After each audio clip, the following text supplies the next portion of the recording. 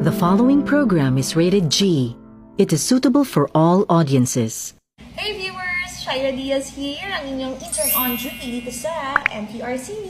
Wow! So, may iba't ibang classifications na inilatag ng MTRCB sa bawat programa na napapanood natin sa telebisyon. At unang-una na nga dyan ay ang G o General Patronage at ang kulay nito ay green. Tandaan, green. Ang mga programa under General Patronage ay suitable for all ages. Mapapata man o matanda, ano man ang edad mo, pwede. Pangalawa, wholesome. Walang hindi ka nais-nais na mga eksena, walang masakit sa mata. At panghuli, can be aired anytime.